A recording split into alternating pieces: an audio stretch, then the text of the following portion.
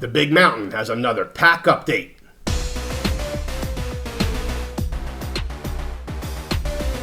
Conference realignment is always in the news, so we're back on the Big Mountain to keep you updated. Welcome back to the Mountain. I am JY, and this is my good friend Steve. Steve, it is time for another PAC update. We have a lot of little nuggets we have to talk about. I want to talk about the media rights deal that is not yet final, but it sounds like we're close. I want to talk about with Oregon State's scheduling strategy, and I want to talk about the Schultz retirement that we just learned at the end of last week, and I want to talk about the transfer portal, and some of these first three or four, some of it's going to come from A.D. Barnes.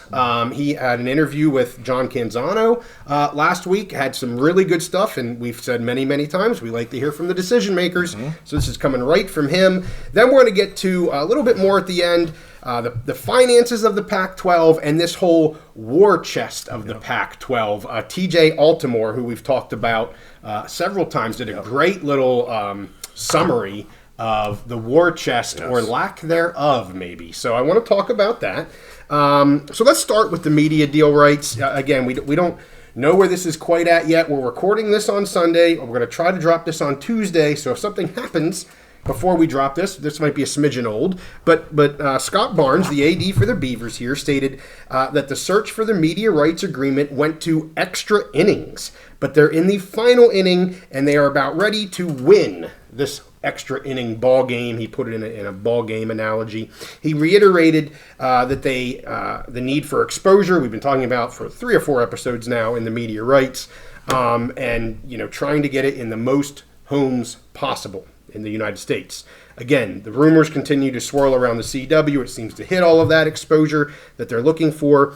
Wilner then made a point when he was talking with Canzano on their podcast. I listened to a little bit of that, that they need to get a deal done so they can get the kickoff times figured out. So, and in his mind, and this makes sense, that the earlier games are important so that they don't just get the exposure of the game, but they then get some sort of exposure in the Saturday evening time frames of highlights of the game. Because, when you have those later games, the shelf life of highlights, as he said it, is almost non-existent. You get the game, and by Sunday, guess what? People are turning into NFL Sunday morning. So really good point there by Wilner to try and get those, what would be for us 5, 7 o'clock Eastern time zone games, and 1, 2 o'clock games out there, or 12 o'clock games on the West Coast. So I thought that was really interesting. Oregon State scheduling with a strategy. Barnes said that they need to schedule in advance, and they are absolutely trying to have consistent connection with the power conferences. Specifically, he mentioned the Big 12 and the ACC, both in the room, as he called it, and with their schedules.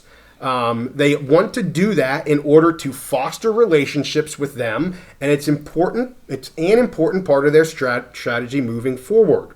He continued that while this has always been the case, he literally said it is more intentional than ever before. They are trying to find a home, as we have said, in one of these two conferences. I know a lot of people are focused on the Big 12. Even before the ACC looked like there was a massive shift happening over there. Even before that, people were focused on the Big 12. Wilner and Canzano, on their podcast, they were really banging this Big 12 drum for the Beavers and the Cougars. And we'll see how that goes. I want to say at this point, Steve, and I'll turn it to you before I get over to your buddy Schultz. I know it's been a 2-team PAC here for a while, but we see Chun leaving Washington State. We're going to get into Schultz leaving Washington State. And obviously they're going to be a PAC-2 for at least 2025, obviously for the next year or maybe 2. I wouldn't be surprised, and I don't hear this very many places, that they don't maybe have to separate. Does only one get a Big 12 invite? I would say the Beavers possibly. And does one have to then fend for themselves?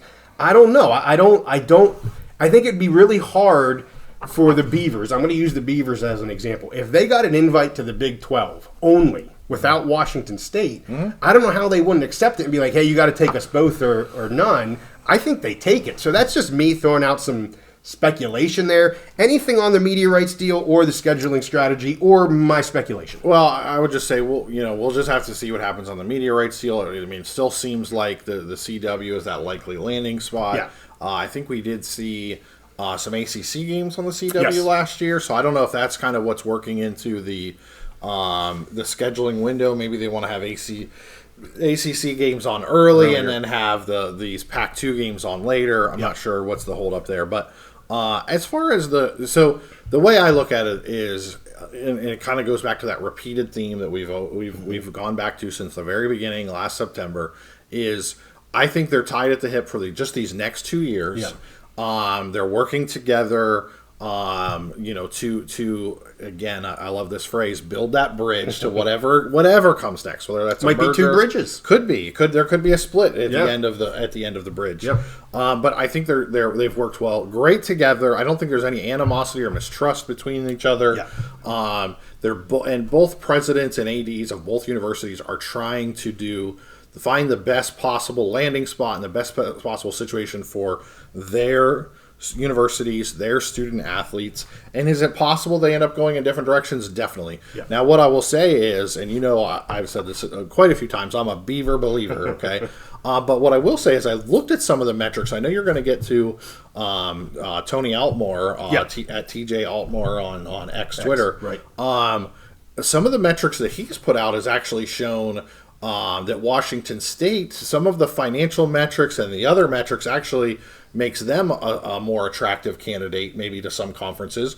But Oregon State, the publicity they've had the last couple of years, the teams that they were able to put, that they're also a high profile team that could be added. So, could I see them go? Could one go to the Big 12 and one stay and join the Mountain West? Yeah. Could one go to the ACC, one go to the Big 12? Yes. Sure. Yep. I think that could happen. But for the next 2 years, I do feel like they are going to stick together, make the best of it, what they can. And when they get to the other side of the bridge, if they go their own separate ways, it is what it is. Do what they have to do. And I think they both understand that of each other, being through what they've been through. So Schultz's retirement, he came out, there's a press release, and then he had a YouTube video that came out on the website there, that he stated that he's going to be retiring in June of 2025. That should certainly give them enough time to be able to see what that future holds. In the YouTube video, he stated 4 goals for his transition ahead.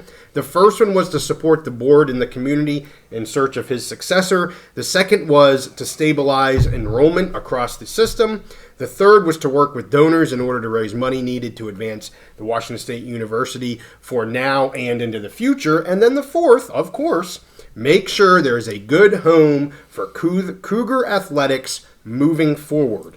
In the press release on the website that I saw, it was reported that he and the board actually began conversations back in June of 23 about his intent to retire. So this didn't come out of nowhere. No. Obviously it rarely does unless there's shenanigans going on. Yes. Salacious scandals going on. But it was interesting. He made sure that he mentioned the athletics in his YouTube video. I actually didn't see anything in the press release specific to that, which I found to be kind of interesting. But one, you're speaking to the media, one, you're speaking to the fans. True. So. All right, good point. Yep. So anything you got with your buddy Schultz? I know you're sad to see him go, but yeah, great leader. I mean, I think we were expecting this because he said, I will stay through at least through these 2 years, this transition. Yeah. So, if he was talking about that, you have to assume that that's something he was thinking about, whatever. And this timeline aligns with what he's been telling us the whole time. Yeah. I think he's been a great leader for the university and for the PAC-2.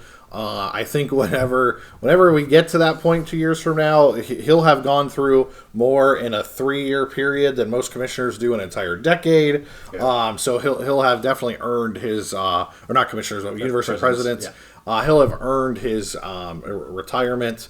So if I'm Washington State, I'm glad that he's still there for the next 2 years, getting us through this transition phase, and building that bridge. Totally agree. Wish him well. He's done a fantastic job being really the face of the PAC. With losing the commissioner, losing everybody else, he was the president of the PAC board. Yeah. But really has been the face of this and the very vocal voice behind all of this. Him and the ADs, both ADs. Let's get to the transfer portal and some of Barnes' statements, again, with that interview with Canzano. Found some really interesting things here. First, we haven't talked about this, but Damian Martinez, the running back there with the Beavs, he's entering the portal. He was that bright spot back, 3 months ago when he said he wasn't going to be leaving, and that was a huge win for them. They felt like, hey, we were keeping somebody. Now he says he is. I've seen reporting that says he's leaving about $400K of NIL money on the table, probably the highest of all the Beavers. I also saw some rumors, and I hate to bring up rumors, that there was maybe some issues with the NIL collective and him. I'm not sure if that's the reason behind that or not. So if I can address that one, I actually listened to another show. They had an interview with him. Okay. And he said that there really wasn't. Okay. What happened was he was getting quarterly payments. So he actually already got his first quarterly payment. It was slightly short. I think it was supposed to be a $100,000 payment. He said it was $8,000 short because they had paid a down payment on maybe like a car they were getting him or something like that. So the payment was, but he said it was a little amount. They were upfront about it. He said that's not the issue of why I'm leaving. NIL is not the reason. He pretty much alluded to he wanted to go somewhere where he was going to get more exposure, which to me it's not an Oregon State issue. Although I know the Beaver fans are feeling the pain of that. Yeah. All signs point to he's going to end up probably going to a Texas school that's playing in the SEC or potentially a Big Ten school. And I think this is more about that trend of the talent, whether it's coaching talent, playing talent, ADs, going from the smaller, less powerful conferences to the Power 2, to the Big Ten, and to the SEC. We'll see where he ends up, but I would bet dollars to donuts. He's going to end up probably in a Texas school that's playing in the SEC. Well, and they have now lost 13 transfers so far. Yeah. A lot of big names there in Oregon State. And then, their women's basketball team goes to the Elite Eight. Yeah. And they've been decimated with transfers as well. I think it was 4 of their starters. I think 7 overall, at least the last that I checked. And they've said that these athletes don't want to play for a mid-major, at least in their minds. Yeah. That's where things are headed. Because remember, Oregon State's playing in the West Coast Conference for basketball. Yep. So Barnes addressed some of this transfer portal information by saying, at the national level, through the legislative process, we have made it so liberal and so easy to leave a program. We have taken some of the life lessons away, such as persevering, resilience, overcoming adversity, and being able to work through issues. Our college athletes are no longer gaining those life skills, and it's much easier to just pick up and move on. Barnes later went on to discuss NIL and athletes being employees. I'm not going to get into detail of what he said, but overall, he said this was going to be disastrous. It will likely kill Olympic sports. But even though he thinks that's what's going to happen, he also thinks in the short term that's what's going to happen. So, he definitely thinks the employment issues are coming and are going to occur. And he finds them to be disastrous and to kill. I mean, that's directly what he said. He said a lot more than that. I wanted to keep that a little bit tight. And I totally appreciate everything that he's saying there. And I largely agree with him. I will say, specific to Oregon State, a little bit of a different situation right now in terms of the transfer portal. And I don't fault any of the players. They went to Oregon State being in a Power 5 conference. Yep. That's what they signed up for. Next year, they're not going to be in a Power 5 conference. Yep. And again, to get back to the exposure, you just talked about that with Martinez. Yep. And I think the women's basketball team and all of them, what they signed up for was that. So I don't disagree with some of what he said here in terms of losing these skills of overcoming adversity and all that kind of stuff. I agree with that. But I also would say, and he was speaking in generality. He wasn't speaking specific to Oregon State. I will give all of these Oregon State, although I know it hurts the Beavers and Cougars fans, I'll give them a pass because, they signed up to play power sports. Absolutely. So, Well, that's the thing is it's a huge transition time in the sport right now. There are ADs across the country who are frustrated with the NIL situation, with the transfer portal situation. And I would just say, to me, again, it comes down to years and years and years of a lack of leadership by the NCAA. Anybody, Stevie Wonder could see this was coming, okay? These things were coming. And they refused to change. They refused to work with either the players or with anybody until it was too late to try and change, try and reform, to get back in compliance with the law. And now it's to the point where they just keep losing case after case that they're just changing the rules because they have no choice. Someone else is basically taking that power away from them. Yeah. So I'm sure Barnes is frustrated, as a lot of ADs are. But I also would say, and again, I'm a Beaver believer. Like, I think that they will get back on track. They will get to, there's light at the end of the tunnel. But at the same time, they're in a very unique situation. The sport is in a transition phase, but they're like doubled down because they're in this major transition phase. So I'm sure it's even harder for him. And again, it reinforces, and I'm not saying this is a good thing. I think it's maybe, it probably is bad for college sports overall. Yeah. But you just continue to see the consolidation of power and money in the Power 2, in the SEC, and in the Big Ten. Because I'll tell you, the Olympic sports in the Big Ten and the SEC are doing fine. Yeah. You have athletes, Olympic sports athletes that are getting big NIL contracts. Those programs where, if they're making 80, 85 million and projected 100 million in football revenue, where that revenue is going to support the other sports, it's just making the haves and the have-nots. The gap is getting bigger, and Oregon State is feeling that pain because they were in a conference that was part of the haves, and now they find themselves on the outside looking in, and it's rough, and I feel for them. Well, let's talk about the haves and have-nots specific to the finances of the PAC. Wilner just had an article. It was very, very good, and we'll get into some of these TJ Altimore graphics that he has as well that are really fun to look at because they're simplistic, but they give you a ton of information. Like, oh yeah, I can read that and not be confused. If you're a college football fan, you have got to be following him on Twitter, at TJ Altimore on X and Twitter. You've got to be following him and looking at his charts. Yeah, so the first one here in terms of the Pac-12 finances from Wilner, other than Oregon, all PAC schools are taking large amounts from the central campus to fund their athletic programs, some $20, $30 million. Wilner states that if you take out the campus support dollars, the 11 schools lost almost $300 million in the PAC. I'll throw up one of the charts here. He did a really good one here. If you include scholarships, Oregon had a $3 million gain, while the largest losses went to Arizona State and Arizona at $48 million and $47 million, respectively, and the lowest earned revenue went to Washington State at $72 million. The other one I want to talk about is this war chest that everyone likes to Can I talk about that one? Really quick? Go ahead. Okay, so in my day job, I do some financial oversight of public and private universities, and sometimes we see some sports information. So what I will tell you, I'm not disagreeing with his numbers. He compiles the numbers, puts them in great visual formats. Now, what I'll tell you, things like, and you will appreciate this as an accountant. So things like scholarships, okay? A scholarship can show up as an expense, and let's say you have 85 football players and you're giving them a $20,000 scholarship. That can show up as an expense, but is it really expense? Are you actually laying out those monies? No. It's a kind of it's an accounting trick. It's an accounting practice of you're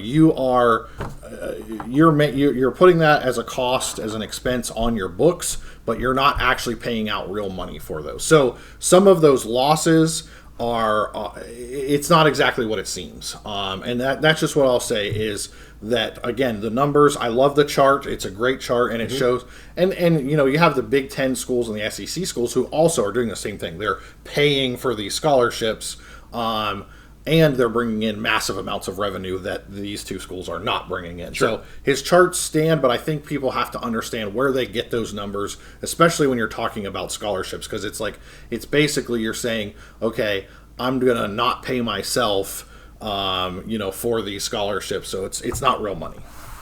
Understood. Yeah. And I think he actually does too. I think he does one chart that includes scholarships and one that good. Didn't include, I believe. But let's get to the PAC war chest. I appreciated this one, and I don't think this is the end all be all whatsoever. But I do think it painted a pretty decent picture of what everybody thinks is there and what actually maybe isn't there. Right. So again, I'll throw up the chart here. I found it to be a really good one to look at and kind of dive into a little bit. And I think this piggybacks pretty nicely on our last episode when we discussed the settlement agreement with the PAC and what's truly left behind for Oregon State and Washington State and those liabilities that we don't know about. And this chart actually doesn't take into account the House versus, which was it? House versus the ACC, or not ACC, NCAA, House versus NCAA settlement that we talked about last time. But this chart shows the incoming revenues over the next several years, about $222 million. It then takes out known payments for the Mountain West scheduling agreement, for the PAC network, other basic liabilities, and the school payouts that they have. And that leaves a proposed war chest of $7 million after the next 2 years. So, I'm on these message boards and I see all these people, well, not all these, some people just spouting these $200+ million they have to pay pay the Mountain West schools penalties and all that kind of stuff to join the PAC. Oh, they got massive financial reserves. They're going to pay for 5 schools to come and join them. And I've always been very skeptical of that. I didn't believe it, and I never dived into it. We talked about diving into it several times, and we just haven't yet. So I really appreciated what he did here, because I always under the assumption that it ain't there for these guys. There's operating revenues, there's liabilities, there's all this other stuff going on, and the revenues coming in moving forward. Yes, there's still revenues for basketball tournament payouts and Rose Bowls and all that kind of stuff. I get that, but once that expires, there's not going to be much left. So I really love this. I don't think it'll tamper down those that think that the PAC-12 can pay for 6 schools to come and join them. The money's just not there. That's my opinion. What do you think? I think I've always thought that the people who thought that the PAC was a wash in money just flowing, or the cup floweth over, were a bit naive. Yeah. But I will at the same time, I think the steps they've taken and really the battles they won in courts, and just kind of the way they've gone about things has helped them financially. Like, they're in a better position than they could have been. Sure. But at the same time, I don't see them as just being a wash of money. We'll see how things come out of the like you mentioned, the NCAA payouts. Right. And we just don't know yet about the liabilities, which you've been on since the very beginning. It's not always just about the revenues; it's about those liabilities. So we'll see how it turns out. I think the two universities have done their best to make a really terrible situation maybe not quite as bad. Yep. But it's still they're not in a great position moving forward, and they need to figure something out. But the settlements that they reached and some of the revenues they basically just gave them survival. Didn't make them rich, it just gave them enough to survive, and I think that's pretty clear. And as Tony breaks it down, that they're not rich, they're not they're not at the level of the SEC and Big Ten programs moving forward. And basically what it's done is they're not looking at a Rocky Mountain cliff that they're going to fall off. Right. They're looking at one of our eastern side of the country mountains, a little bump hill that they have to deal with, which is still going to be painful, but certainly not the cliff of the Rocky Mountain. They've cushioned the fall. Yeah. Absolutely. So, hey, with that, we got through everything we wanted to. A lot of good stuff in this episode. As you know, we stay on the Beavers, the Cougars, the PAC as you know it, here moving into college football 2024. With that, we hope you give this one a like, subscribe if you like our content. We'll see you next time on the Big Mountain.